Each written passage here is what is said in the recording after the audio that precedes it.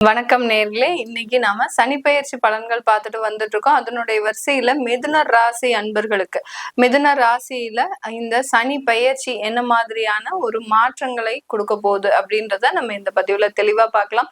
மிதுன ராசி அன்பர்களுக்கு மார்ச் 30ஆம் தேதியிலிருந்து சனி பகவானின் பெயர்ச்சி 10ஆம் இடத்துல பெயர்ச்சி ஆகிறார். அதாவது கர்ம சனியாக பெயர்ச்சி ஆகிறார்.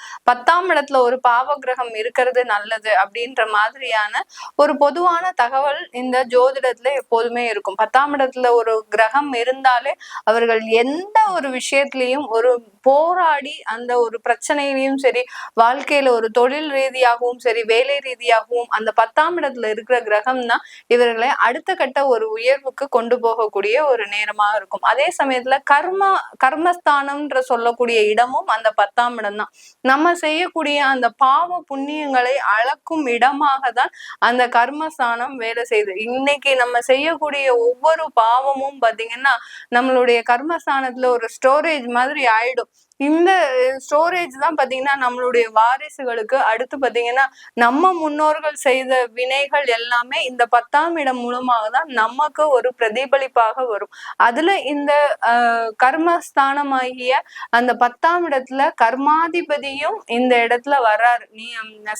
சனி பகவானும் வர்றதுனால இந்த மிதுன ராசி அன்பர்களுக்கு இந்த காலகட்டம் ஒரு பிரச்சனைகள் இருந்து தீர்வும், அதே சமயத்துல அந்த பிரச்சனைகள் வரும்போது ரொம்ப ஏகபோக ஒரு மரியாதையோடய தான் வரும். அதாவது அவமானம், அசிங்கம், தேவையில்லாத ஒரு பேச்சுக்கள், நீங்க செய்யாத தப்புக்கு உங்களுக்கு ஒரு பனிஷ்மெண்ட், இந்த மாதிரியாக எல்லாம் இருக்கக்கூடிய ஒரு நேரமாக இருக்கும். பட் அந்த கடைசி தருணம் இந்த 2.5 வருடத்தின் முடிவுல பாத்தீங்கன்னா நீங்க நல்லதை செஞ்சிருக்கிறீங்க, உங்களுடைய கர்மஸ்தானம் நல்ல ஒரு ஸ்டோரேஜ்ல இருக்கு அப்படின்னா கண்டிப்பாக உங்களுக்கு ஒரு மேன்மையான ஒரு வாழ்க்கை தான் இருக்கும்.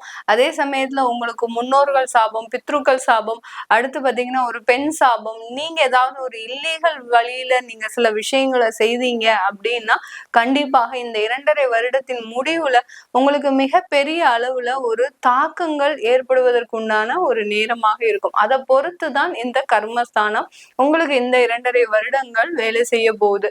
இந்த மிதுன ராசி அப்படின்னு சொல்லணும்னாலே இவங்க லைஃப்ல பாத்தீங்கன்னா ரொம்ப ஒரு ஹாப்பியா இருப்பாங்க. எந்த பிரச்சனை வந்தாலும் அதை சமாளிக்கக்கூடிய ஒரு திறமை உடையவர்கள். அதுவும் சமாளிக்கிறதுலாம் சும்மா சாதாரணமாலாம் சமாளிக்க மாட்டாங்க. எந்த இடத்துல எப்படி பேசணும், யார்கிட்ட எப்படி பேசணும் அப்படின்னு அந்த சூழ்நிலையை அறிந்து அந்த நபர்களிடம் பழகக்கூடியவர்கள் இந்த மிதுன ராசி என்பவர்கள். புத்திசாலித்தனம் நிறைய இருக்கும், திறமைகள், பேச்சு திறமை, அடுத்து பாத்தீங்கன்னா கலைத்துறையில அதிகம் ஆர்வம் உடையவர்களாக தான் இருப்பார்கள் இந்த மிதுன ராசி என்பவர்கள். எல்லாமே இருக்கு மேடம், பட் ஆனா என்னுடைய லைஃப் டோட்டலா காலி, எதுவுமே இல்லை, எல்லா திறமையும் இருந்து நல்லா வேலை செய்யறேன், நல்லா எல்லா இடத்துலயும் நிறைய சம்பாதிக்கிறேன், பட் என்னுடைய குடும்ப வாழ்க்கை சிறப்பாக இல்லை, என்னுடைய குழந்தை பிரச்சனை மிகப்பெரிய அளவுல போயிட்டு இருக்கு, திருமணத்திற்காக நிறைய ஏற்பாடு பண்றோம், ஆனா அந்த திருமணத்துல நிறைய தடைகள் வந்துட்டு போயிட்டு இருக்கு, காதல் திருமணம் இவர்களுக்கு அதிகப்படியான ஒரு தோல்வியை கொடுக்கும். இந்த மிதுன ராசி அன்பர்களுக்கு தான் காதல்ல இருக்கக்கூடிய தோல்விகளின் வலிகள் அதிகமாக இருக்கும். மற்ற ராசி அன்பர்கள் கூட அந்த காதல் பண்ணாலும் பெரிய அளவுக்கு அதுல தோல்வி இருந்தா கூட அடுத்த கட்ட ஒரு வாழ்க்கையை பார்த்து நகர்ந்து போயிட்டே இருப்பாங்க. இந்த மிதுன ராசி அன்பர்கள் அதுல இருந்து வெளியில வரவே முடியாது. எப்பவோ 5 வருஷத்துக்கு முன்னாடி போன காதல் தோல்வியினால அடுத்த திருமணமே வேண்டான்னு ஒரு கட்டாய ஒரு சூழ்நிலையில இருப்பாங்க. இவர்களுடைய பெற்றோர்களின் ஒரு வற்புறுத்தலின் பேரில் 1 வருடத்திற்கு முன்னாடி நீங்க அந்த ஒரு திருமணத்திற்கு ஒப்புக்கொண்டிருப்பீங்க. அந்த திருமணமும் உங்களுக்கு மிகப்பெரிய அளவுல ஒரு தாக்கத்தை ஏற்படுத்தியிருக்கும் உங்கள் லைஃப்ல. இந்த மாதிரியாக இந்த மிதுன ராசி அன்பர்களுக்கு எல்லா திறமைகள், எல்லா வசதி வாய்ப்புகள், எல்லா அமைப்புகள் இருந்தா கூட உங்களுக்கு அந்த குடும்ப வாழ்க்கைன்றது பெரிய அளவுக்கு சப்போர்ட் பண்ணக்கூடிய முடியாத ஒரு சூழ்நிலையில இருப்பீங்க. ஏன் மேடம் எங்களுக்கு மட்டும் அந்த மாதிரியா இருக்கு, குடும்ப வாழ்க்கையில நாங்க ஏன் அவ்வளோ ஒரு பாவம் பண்ணணும் அப்படின்ற மாதிரியான ஒரு கொஸ்டின் எல்லாருக்குமே இருக்கும். ஏன்னா இந்த மிதுன ராசி அன்பர்கள் குடும்பம் சம்பந்தமாக வெள்ளேந்தியாக பல நபர்களை நம்பும் அமைப்பு உடையவர்களாக தான் இருப்பாங்க. அததான் சொன்னேனே, எல்லாரையுமே ஒரு பாசமா நேசமா நீங்க அரவணைப்பீங்க. ஆனா அவர்கள் உங்களுடைய புறமுதுகுல தான் குத்துவாங்களே ஒழிய உங்களுடைய நேருக்கு நேர் அவர்கள் எதுவுமே செய்ய மாட்டாங்க. இதுதான் உங்களுடைய வாழ்க்கையில ஏற்படக்கூடிய அந்த குடும்ப வாழ்க்கையில ஏற்படக்கூடிய மிகப்பெரிய டிராபேக்கே இதுதான். எல்லாரையும் நீங்க வெள்ளேந்தியா நம்ப கூடாது. உங்களுடைய வாழ்க்கையில 3வது நபரை நீங்க வீட்டிற்குள்ள அனுமதிக்க கூடாது. இதெல்லாம் நீங்க கடைபிடிச்சிட்டீங்க அப்படின்னாலே கண்டிப்பாக உங்களுடைய வாழ்க்கை மிகப்பெரிய அந்த குடும்ப வாழ்க்கையில நிறைய முன்னேற்றங்கள் இருக்கும். இப்போ இந்த மிதுன ராசி என்பர்களுக்கு அந்த சனி பகவான் கர்மஸ்தானத்துல இருக்கிறார். கர்மஸ்தானத்துல இருந்து என்ன பண்ண போறாரு அப்படின்னு பார்க்கும்போது, முதல்ல கர்மஸ்தானம்ன்றது தொழில் ஸ்தானம், அடுத்து 10ஆம் இடம். அந்த தொழிலையும் சரி வேலையிலையும் சரி ஒரு அமைப்பை, ஒரு நிரந்தரமான ஒரு வாழ்க்கையை கொடுக்க போறாரு உங்களுக்கு. முதல்ல அவர் இருக்கக்கூடிய இடத்திற்கு முதல்ல பலன்களை கொடுப்பார் 2.5 வருடத்துல. அதுக்கப்புறம் அவருடைய பார்வை வேலை செய்யும். இப்போ உங்களுக்கு வேலையில ஒரு நிரந்தர வேலை. யார் யாருக்கெல்லாம் மிதுன ராசி அன்பர்கள் வேலை இல்லாம இருக்கிறீங்களோ, அடுத்து இப்பதான் வேலையை விட்டா எனக்கு அடுத்த வேலை கிடைக்குமா? ஏன்னா ரொம்ப வருடமா அந்த வேலையிலேயே நிலைத்து இருக்கக்கூடியவர்களும் எவ்வளவு கஷ்டம் வந்தாலும் நான் பொறுமையா இருப்பேன்னு பல வருடங்களாக அந்த வேலையில பிரச்சனைகளை தாண்டி வந்தவர்கள் இப்போ ரீசெண்டா ஒரு பிப்ரவரி ஜனவரி மாசத்துல விட்டுருப்பீங்க. அந்த விட்ட இடத்துல இருந்து பாத்தீங்கன்னா மனசு ஒரு பதப்பதைப்பு. இத்தனை நாள் வேலை பார்த்துட்டோமே, நம்ம ஏதாவது தப்பு தெரியாம செஞ்சுட்டோமா, இதனால நம்மளுடைய வேலை பாதிக்கப்படுமா அப்படின்ற நம்மளுடைய கெரியர் லைஃப் பாதிக்கப்படுமா அப்படின்ற மாதிரியான ஒரு குற்ற உணர்வுகள் உங்களுக்கு இருந்துகிட்டே இருக்கும். ஏன்னா அங்கேயும் வேலை செய்ய முடியல உங்களுக்கு. இங்க வேலையை விட்டுட்டு தைரியமா வந்துட்டீங்க. ஆனா இப்போ உங்களுடைய குற்ற உணர்வு என்ன சொல்லும்?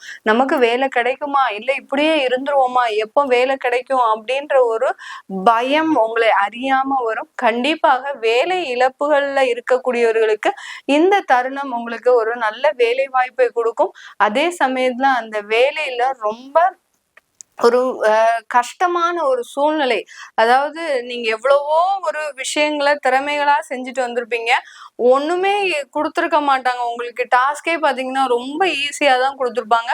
ஆனாலும் அங்க இருக்கக்கூடிய உயர் அதிகாரிகள், அங்க இருக்க வேலை செய்யறவங்க எல்லாருமே நீங்க என்ன செஞ்சாலும் உங்களை ஒரு குற்றம் கண்டுபிடிச்சுக்கிட்டே இருப்பாங்க. அதுதான் அந்த கர்மஸ்தானத்துல இருக்கக்கூடிய அந்த கர்மா உங்களுக்கு வேலை செய்து அந்த கர்மா உங்களை ஆக்டிவேட் பண்ண ஆரம்பிச்சிடும். இந்த மாதிரியான ஒரு விஷயங்கள் தான் இந்த காலகட்டத்துல நடக்கும். அப்போ எனக்கு வேலையில பிரச்சனைகள் அதிகமா இருக்குமா அப்படின்னு கேட்டீங்கன்னா கண்டிப்பாக இருக்காது. ஒரு காலகட்டம் ஒரு வேலைக்கு ஜாயின் பண்ணி ஒரு வருட காலத்திற்கு சில பிரச்சனைகள் இருக்கும். அதுக்கப்புறம் உங்களுக்கு ஒரு நல்ல மாற்றங்கள் தான் இருக்கும். ஏன்னா உங்களுடைய மிதுன ராசி என்பவர்களுக்கு அந்த சனியினுடைய பார்வை பாத்தீங்கன்னா உங்களுடைய 4ஆம் இடத்துல விழுது. அந்த 4ஆம் இடம்ன்றது சுகஸ்தானம்.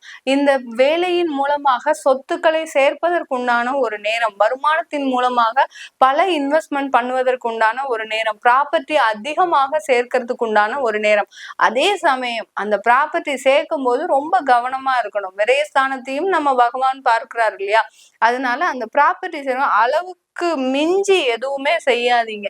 உங்களுக்குன்னு ஒரு வீடு இருக்கா போதும். அதுக்கு மேல இருந்ததுன்னா நீங்க வேற ஏதாவது ஒரு தானங்கள் தர்மங்கள் அதிகமா பண்ணுங்க. அந்த கர்மஸ்தானத்துல இருக்கும் போது சனி பகவான் எதிர்பார்க்கிற ஒரே ஒரு விஷயம் என்னன்னா, எவ்வளவுக்கு எவ்வளவு எளிமையா வாழ்க்கையை நடத்துறீங்க, அடுத்து எவ்வளவுக்கு எவ்வளவு தானங்கள் தர்மங்கள் பண்றீங்க. இந்த ஒரு வேல்யூ தான் உங்களுக்கு உங்களுடைய ஜென்ரேஷன் நெக்ஸ்ட் ஜென்ரேஷனுக்கு கொடுக்கக்கூடிய ஒரு கர்மா.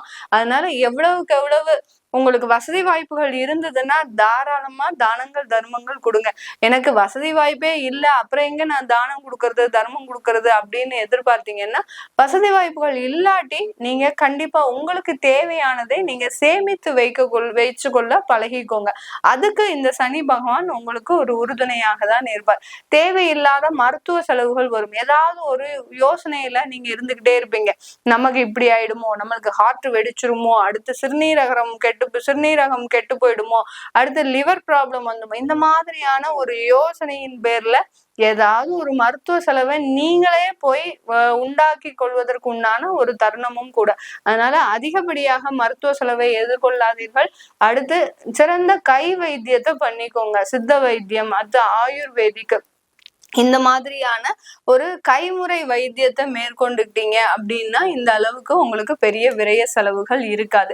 இந்த காலகட்டம் மிதுன ராசி என்பர்களுக்கு திருமண தடைகள் முக்கியமா விலக போகுது. இந்த சனி பகவானின் பார்வை அந்த திருமண தடைகளை விலக்கி உங்களுக்கு உண்டான எல்லா ஒரு வாய்ப்புகளையும், உங்களுக்கு நீங்க எந்த மாதிரியான ஒரு ஆசைப்பட்டீங்களோ, திருமண வாழ்க்கை இப்படிதான் இருக்கணும் அப்படின்னு ஆசைப்பட்டீங்கன்னா கண்டிப்பா அதற்கு உண்டான ஒரு நல்ல வாய்ப்புகளை கொடுப்பதற்குண்டான ஒரு தருணமாக இருக்கும். வெளிநாட்டுல இருக்கக்கூடியவர்களுக்கு ஒரு நல்ல ஒரு மாற்றங்கள், அங்கே புதுசா சொந்த வீடு, அங்க தொழில் தொடங்குவதற்குண்டான ஒரு நேரம், அங்க ஒரு புதுசா ஒரு வேலையில சேருவதற்குண்டான ஒரு நேரம் எல்லாமே இருக்கக்கூடிய ஒரு நேரமாக தான் இருக்கும் இந்த மிதுன ராசி என்பவர்களுக்கு. மிதுன ராசியில இருக்கக்கூடிய நட்சத்திரங்கள் மிருகசீரிட நட்சத்திர அன்பர்கள் இந்த காலகட்டத்துல அதிகமாக சொத்துக்கள், திருமண தடைகள் விலகுவதற்குண்டான ஒரு நேரமாக இருக்கும். பார்ட்னர்ஷிப் தொழில் ஆரம்பிப்பதற்கு உண்டான ஒரு நேரமாக இருக்கும் இந்த மிருகசீரிட நட்சத்திர அன்பர்களுக்கு. அடுத்து திருவாதிரை நட்சத்திரத்திற்கு இந்த சனி பகவான் ரொம்ப சப்போர்ட்டிவா இருக்க போறாரு. வாழ்க்கையில இருந்து ரொம்ப வருஷமா நீங்க கஷ்டப்பட்டுட்டே இருக்கிறீங்க, உங்களுக்குன்னு ஒரு வளர்ச்சி இல்லை, நிறைய காதல்ல தோல்வி அடைந்தவர்களும் இந்த திருவாதிரை நட்சத்திர அன்பர்களாக தான் இருப்பீங்க. அதனால உங்களுடைய குடும்ப வாழ்க்கையில மிக மகிழ்ச்சிகரமான ஒரு தருணத்தை கொடுப்பதற்கு உண்டான ஒரு நேரமாக இருக்கும். வேலையில நிரந்தர வேலை, அரசாங்க உத்தியோகத்துல இருக்கிறீங்கன்னா அந்த அரசாங்க உத்தியோகத்துல உங்களுக்குன்னு ஒரு பதவி அங்கீகாரம் கிடைப்பதற்கு உண்டான ஒரு நேரமாக இருக்கும். திருவாதிரை நட்சத்திரத்துல இருக்கக்கூடிய ஸ்டூடெண்ட்ஸ், அதாவது மாணவ செல்வங்களாக இருக்கிறீங்க அப்படின்னா உங்களுடைய உயர் பதவிக்கு, அதாவது உயர் படிப்புக்கு உண்டான எல்லா ஒரு வாய்ப்புகளும் உங்களுக்கு உண்டான ஒரு நேரமாக இருக்க போகுது. அடுத்து இந்த மிதுன ராசியில இருக்கக்கூடிய புனர்பூசம் நட்சத்திர அன்பர்கள், இந்த புனர்பூச நட்சத்திர அன்பர்கள் எதுக்குமே ஆசைப்பட மாட்டீங்க, ஆனா எல்லாமே நமக்கு வந்துடணும், அதுவே தானாவே வந்துடணும் அப்படின்ற ஒரு எதிர்பார்ப்பு உங்களுக்கு இருந்துகிட்டே இருக்கும். அந்த சனி பகவான் அதற்கு உண்டான முயற்சிகளை செய்வதற்கும் உங்களுக்கு உண்டான ஒரு வேலையை கொடுப்பதற்கு உண்டான ஒரு நேரமாக இருக்கும். இப்போ நீங்க நம்மளுடைய வாழ்க்கையில நல்ல வசதி வாய்ப்புகளோட இருக்கணும் அப்படின்னு நினைச்சீங்கன்னா அதற்கு சில முயற்சிகளை உங்களுக்கு அந்த சனி பகவான் கொடுக்க போறார். ஏதாவது ஒரு விஷயம் செஞ்சாதானே நம்மளும் எல்லா வசதி வாய்ப்புகளையும் அனுபவிக்க முடியும். அது எதுவுமே செய்யாம நம்ம வசதி வாய்ப்புகள் வரும் அப்படின்னு நம்மளே எதிர்பார்த்துட்டு இருந்தா எதிர்பார்க்க முடியாது. அந்த உழைப்பதற்கு உண்டான எல்லா தருணத்தையும், நான் உழைக்கிறதுக்கு ரெடியா இருக்கேன் ஆனா எனக்கு வாய்ப்புகள் வரல அப்படின்ற மாதிரியான ஒரு சாக்கு போக்குகளை சொல்ல விடாம உங்களுக்கு உண்டான வாய்ப்புகளை கொடுக்கக்கூடிய ஒரு நேரமாக தான் இந்த புனர்பூச நட்சத்திர அன்பர்களுக்கு இருக்க போகுது. இந்த மிதுன ராசி என்பர்களுக்கு அந்த கர்மஸ்தானத்துல இருக்கக்கூடிய அந்த கர்மகாரகன் அந்த சனி பெயர்ச்சி உங்களுக்கு மிக பெரிய அளவுல லாபத்தையும் கொடுத்து, அந்த லாபத்துல ஒரு சின்ன கஷ்டங்களையும் கொடுத்து, அதனால வாழ்க்கையில எப்படி இருக்கணும் அப்படின்றத புரிஞ்சுக்கக்கூடிய ஒரு தருணமாக தான் இந்த 2.5 வருடங்கள் இருக்க போது. இது நம்ம கோச்சார நிலவரப்படி பலன்களை கணிச்சு சொல்லியிருக்கிறோம். உங்களுடைய சுய ஜாதகத்துல சனியினுடைய பெயர்ச்சி எந்த மாதிரியான தாக்கத்தை கொடுக்க போகுது அப்படின்னு தெரிஞ்சுக்க விருப்பப்படுறவங்க கீழே இருக்கிற நம்பருக்கு என்னுடைய வாட்ஸ்அப் நம்பர் கான்டாக்ட் பண்ணிட்டு நீங்க என்கிட்ட அப்பாயின்மெண்ட் வாங்கிக்கிட்டு நீங்க கன்சல்ட் பண்ணிக்கலாம். உங்களிடமிருந்து விடைபெறுவது உங்கள் ஆஸ்ட்ரோ பூர்ணா. நன்றி, வணக்கம்.